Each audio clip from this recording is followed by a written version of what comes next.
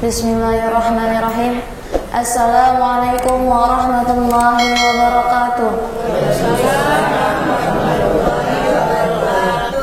Alhamdulillahilladzi arsala rasulahu bil huda wa dinil haq liyuzhirahu ala dini kulli wa kafa billahi syahida. Asyhadu an la ilaha illallah wa anna Muhammadar Rasulullah. Allahumma shalli ala sayyidina Muhammad wa ala alihi wa sahbihi ajma'in wa man tabi'ahu ila yaumil qiyamah, amma ba'du. Faqad qala Allah ta'ala fil Qur'anil Karim, a'udzu billahi minasy syaithanir rajim, yarfa'illahu alladhina amanu minkum wal ladzina utul ilma darajat. Shadaqallahul azim wa balagha rasuluhun nabiyul habibul karim wa nahnu ala dzalika minasyahidin wa syakirin walhamdulillahi rabbil alamin. Yang saya hormati yakni pengasuh Pondok Pesantren Darul Amanah An-Nadiyah Buya Dr. Andes Kiai Haji Asmuni Al-Haitami MK beserta keluarga, semoga Allah limpahkan rahmat keberkahan untuk beliau dan keluarga, amin. Yang terhormat pula ibu-ibu sekalian yang namanya tidak bisa saya sebutkan satu persatu, namun tidak mengurangi rasa takzim dan hormat saya kepada beliau semua. Puji serta syukur kepada Allah Subhanahu wa taala atas rahmat dan karunia-Nya sehingga kita dapat berkumpul di tempat yang insyaallah mulia ini. Sebagaimana kita harus bersyukur kepada Allah Subhanahu wa taala atas apa yang telah Allah berikan kepada kita. Dari mulai nikmat tidur, nikmat makan, nikmat minum, dan yang lain-lain, masih banyak lagi rahmat-rahmat Allah yang telah Allah berikan kepada kita. Sebagaimana kita harusnya bersyukur, bukan kufur nikmat atas apa yang telah Allah berikan kepada kita. Contoh dari rasa syukur kepada Allah itu ya yang seperti kita jalani sekarang, yaitu duduk di pengajian-pengajian yang dimana itu merupakan salah satu rasa syukur kita kepada Allah. Bentuk ungkapan rasa syukur gimana kita mensyukuri, bukan kufur. Kufur itu kebalikan dari rasa syukur, yang dimana kufur adalah lawan dari rasa syukur itu sendiri.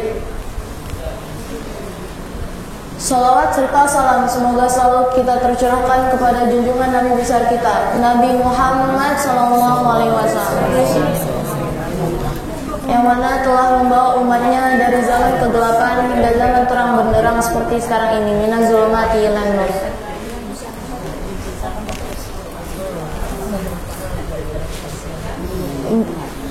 Pada kesempatan kali ini saya akan membacakan kitab Fathul Qorib yang dikarang oleh Syekh Imam Ibnu Qasim Al-Ghazi, yang mana kitabnya itu bernama Fathul Qorib.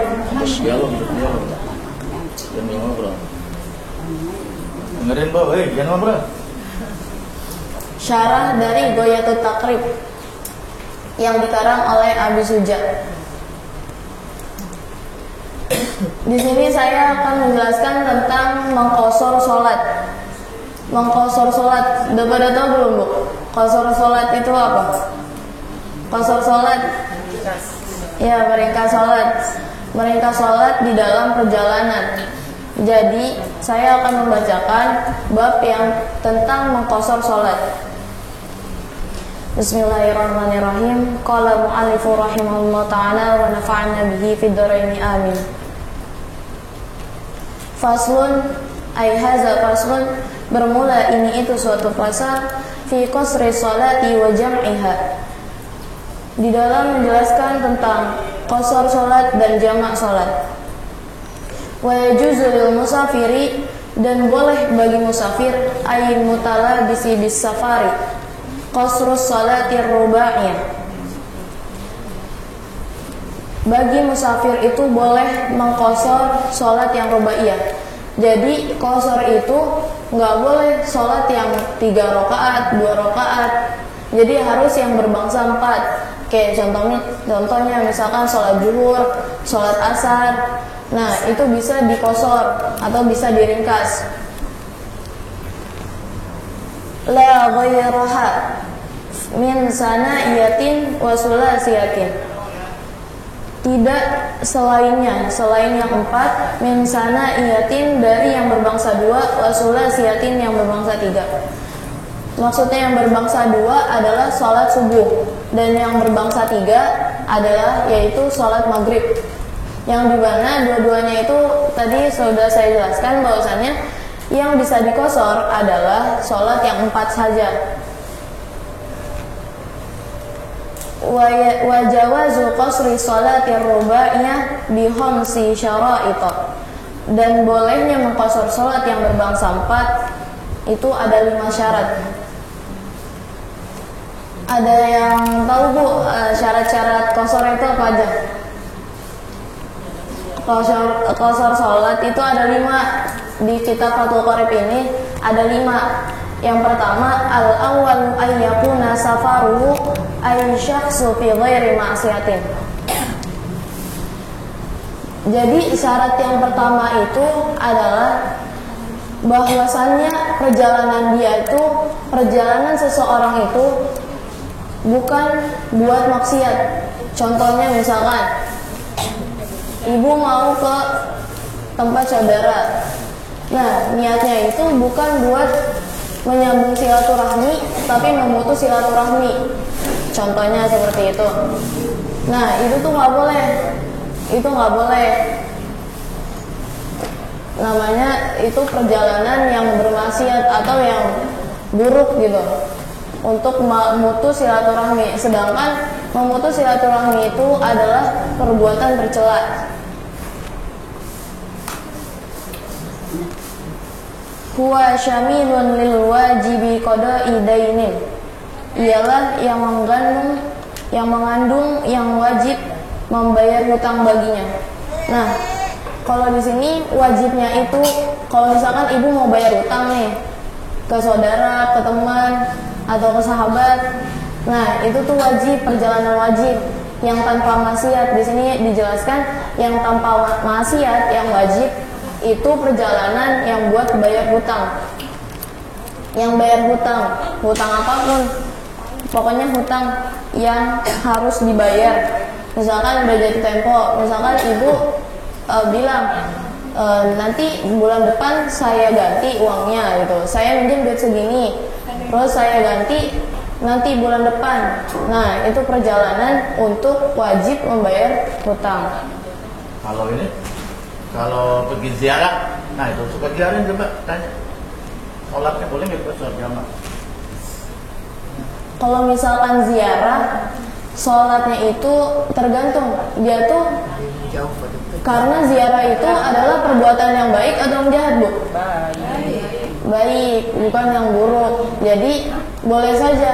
Cuma di sini ada lagi syaratnya, yaitu perjalanan itu mencapai 2 marhalah. 2 marhalah itu sekitar kurang lebih 89 km, kurang lebih 89 km, atau di pendapat lain itu ada 76, kurang lebih 76 km. Iya, kalau misalkan ke Jakarta doang misalkan, boleh nggak kosor, Bu? Nggak boleh ke Jakarta doang mah. Banten aja kita masih aman. Puter-puter dulu kalau tahu. Mungkin sama kalau itu boleh kita dapat. Terus ada lagi perjalanan, kan tadi udah tuh kalau wajib itu yang bayar kodok, tapi ada juga yang sunnah. Perjalanan yang sunnah tuh yang kayak gimana? Walil mandubi kasilatir rahimi. Dan perjalanan bagi yang disunahkan itu menyambung silaturahmi, seperti menyambung silaturahmi. Yang bagaimana tadi? Kalau misalkan fi'il ma'siyatin yang wajib itu membayar qada hutang, kalau yang sunnah itu menyambung silaturahmi. Misalkan contohnya jauh-jauh ke Bandung, jauh-jauh ke Jawa. Nah, itu kan buat silaturahmi kan, pulang kampung, terus jenguk orang tua. Nah, itu tuh perjalanan yang disunahkan, itu silaturahmi. bukan malah memutus silaturahmi, datang-datang jauh-jauh ke kampung cuma buat marah-marah, cuma buat mutusin silaturahmi, cuma buat perkara masalah gini masalah gitu. Jangan. Jadi silaturahmi itu penting. Sebagaimana silaturahmi adalah untuk kita bisa panjang umur loh, Bu. Panjang umur karena silaturahmi. Jadi misalkan kalau misalkan menyambung lagi silaturahmi dengan saudara-saudara yang lain, misalkan udah lama gak ketemu, terus ibu yang kunjungin, jangan mau dikunjungin terus. Jadi kunjungin tuh saudara-saudaranya yang udah lama. Nah itu contoh dari perjalanan bagi yang disunahkan. Terus juga ada perjalanan yang dibolehkan. Nah, di sini dijelaskan walil mubahi kasafari tijaratin. Yang dimubahkan perjalanannya itu perjalanan orang yang berdagang.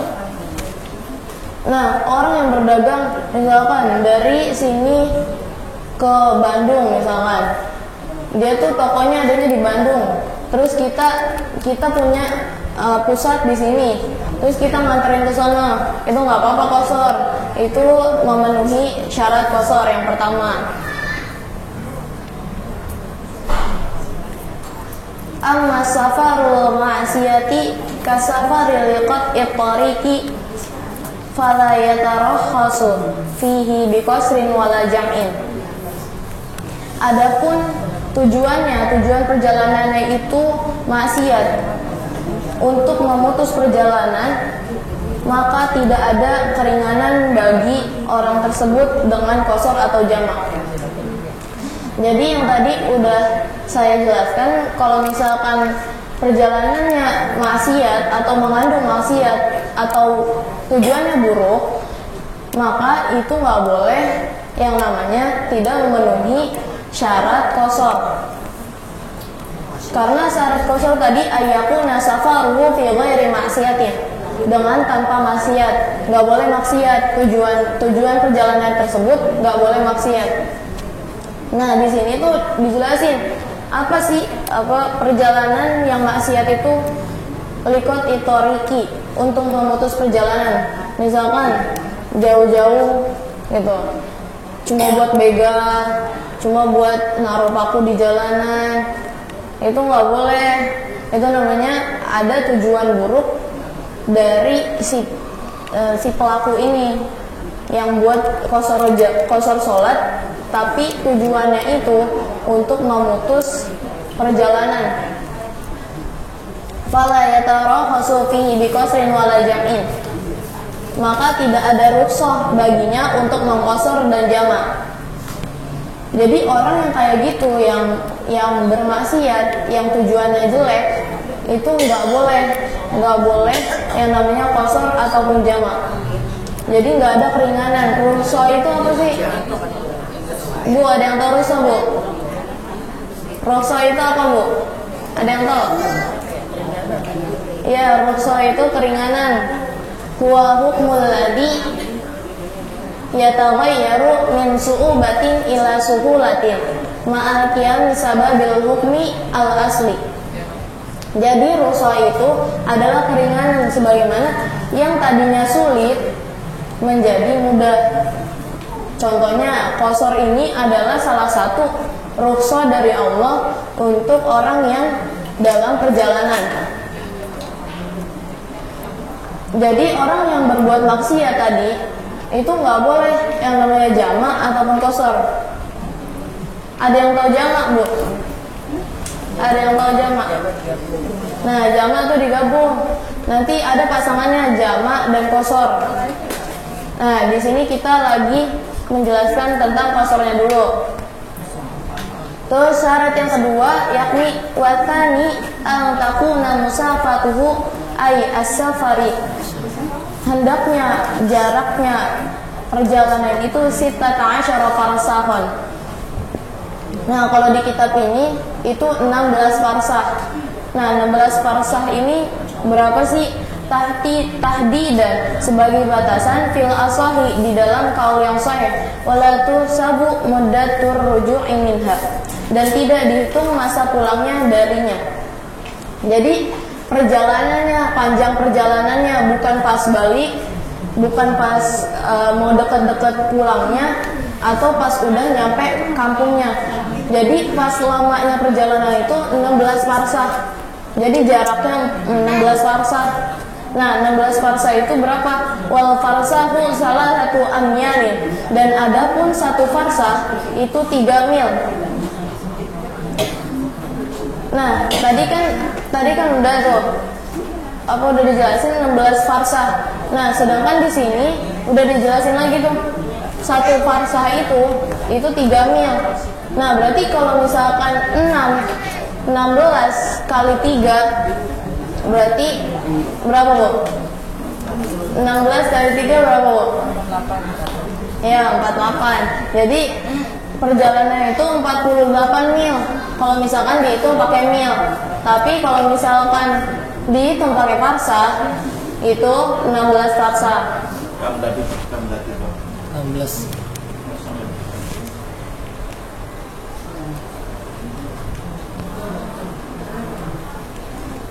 Wa hina idin fa majmu'ul farasihi thamaniyatu wa arba'una mailan. Dan pada waktu itu dikumpulkan semua farsah itu 48 mil. Tadi yang sudah saya bilang bahwasanya 16 dikali 3 adalah 48 mil. Jadi satu farsah itu 3 mil. Berarti 16 farsah itu 48 mil. Wal mailu arba'atu alafin khutwatin, dan 1 mil itu 4.000 langkah. Ini misalkan kalau misalkan mau qasar tapi enggak dengan perkiraan farsah gitu, mau jalan aja gitu misalkan. Nah, itu 4.000 langkah ngitungnya. Kalau misalkan di dalam perjalanan, kalau mobil atau motor bisa pakai 89 km kurang lebih segitu, atau pendapat lain itu 76 km. Nah, satu langkah itu dijelasin juga nih, wal khutwatu salah satu aqdamin, dan adapun satu langkah itu 3 kaki. Jadi gimana? Misalkan 1, 2, 3.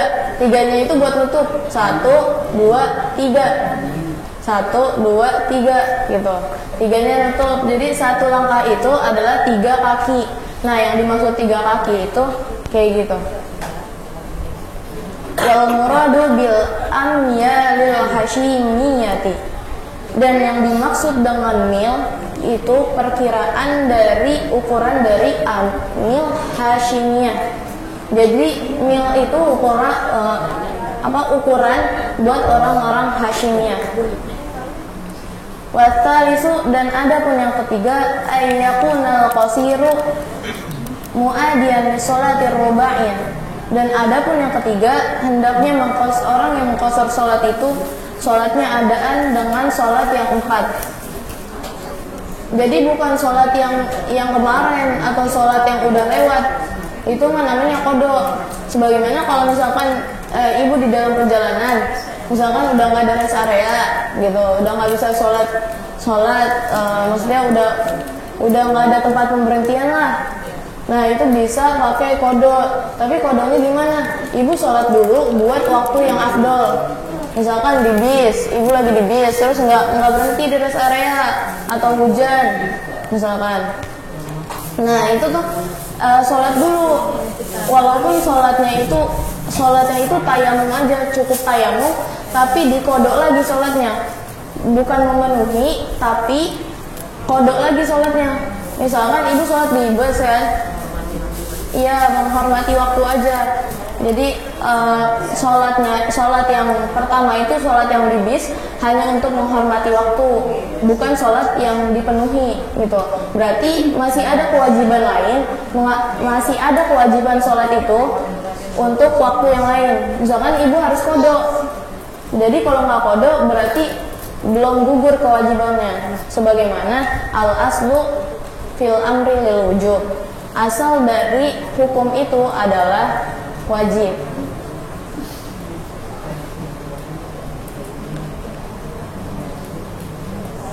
Sebagaimana di sini dijelaskan harusnya sholat adaan bukan sholat yang kemarin. Jadi kalau misalkan orang yang udah lewat itu nggak bisa dikosor ataupun dijamak. Jadi harus sholat pada hari itu pas ada perjalanannya. Perjalanannya itu harus masih berlangsung. Jadi kalau udah sampai rumah berarti namanya bukan dikosor atau bukan dijamak, namanya sholat qadha. Dan itu dosa karena sudah melalaikan, kecuali kalau sudah menghormati waktu tersebut, misalkan sholat dulu terus udah di rumahnya qadha. Tapi kalau misalkan enggak sama sekali mengabaikan azan, ya hukumnya dosa. Warabi'u ayyanwiya al-musafiru qasru lis-salati ma'al ihrami biha. Dan yang keempat itu hendaknya berniat siapa musafir apa qasru salat, qasru bagi salat, qasar bagi salat ma'al ihrami biha, pada takbiratul ihram. Ada yang tahu nggak Bu, tempatnya niat itu di mana? Ya, di dalam hati. Jadi wa mahalluha al-qalbu. Jadi tempatnya itu ada pada niat. Tempatnya itu ada pada dalam hati. Nah, kalau misalkan yang lafaz, yang dilafazkan, contohnya misalkan kayak sholat usolli fardhu zuhri, itu udah termasuk niat atau belum Bu? Udah termasuk niat atau belum? Belum. Yang termasuk niat itu pas takbiratul ihram tuh. Allah, terus dalam hati usolli fardhu zuhri. Nah, baru wa akbar. Ya, kalau lafaznya hanya meyakini aja. Tapi kalau misalkan niat yang di dalam hati itu harus benar-benar yakin, nggak boleh ragu. Karena tempatnya niat itu di dalam hati. Dan niat adalah rukun dalam sholat. Sebagaimana kalau misalkan rukun nggak dikerjain, berarti sah apa batal Bu? Sah apa batal? Iya. Iya, nggak sah. Jadi tempatnya niat itu di dalam hati, bukan pas ngelafazinnya. Nah, contoh misalkan kalau misalkan mau sholat qasar, misalkan jamaah takdim, qasar sholat zuhur dan asar, misalkan usolli fardhu zuhri arba'a raka'atin majmu'an ma'al asri qasran jamaah takdim qasran lillahi ta'ala. Usolli fardhu zuhri arba'a raka'atin majmu'an ma'al asri jamaah takdim qasran lillahi ta'ala. Itu niatnya untuk jamaah takdim. Nah, bedanya jamaah takdim sama jamaah takhir itu, kalau jamaah takdim yang awalnya waktu misalkan sholat zuhur. Nah, sholat zuhurnya dulu diduluin, bukan sholat asar. Tapi kalau jamaah takhir itu jamaah takhir itu sholat asarnya dulu yang diduluin. Jadi kalau misalkan mau jamaah takhir, misalkan usolli fardhu asri arba'a raka'atin majmu'an ma'az zuhri jamaah takhir qasran lillahi ta'ala. Kayak gitu. Terus wal khamisu, dan adapun syarat yang kelima, alla yu'tama fi juz'in min salatihi, tidaklah beriman fi juz'in pada bagian dari salat-salatnya dengan orang yang mukim. Ai biman yusolli salatan tamatan liyashmalal musafirul mutim. Dengan siapa orang yang sholat sempurna, yang sholatnya untuk meliputi orang yang sempurna bagi yang musafir. Maksudnya ini orang yang sholatnya sempurna, nggak boleh kita bermakmum niatnya qasar tapi berimam sama orang yang mukim, sama orang yang sholatnya sempurna, yang bukan cuma dua rakaat. Kan kalau tadi qasran itu sholatnya dua rakaat kan, yang rubaiyah, yang berbangsa 4, yang sholat asar sama zuhur. itu 2 rakaat. Nah kalau misalkan kita makmuman, ada orang yang sholat biasanya kan langsung kayak tepok gitu, itu nggak boleh. Tepok misalkan saya makmum sama itu bahasa isyaratnya tepok kan, nah itu tuh nggak boleh. Harus dengan, kalau misalkan mau berimam berarti harus orang yang mengqasar juga gitu.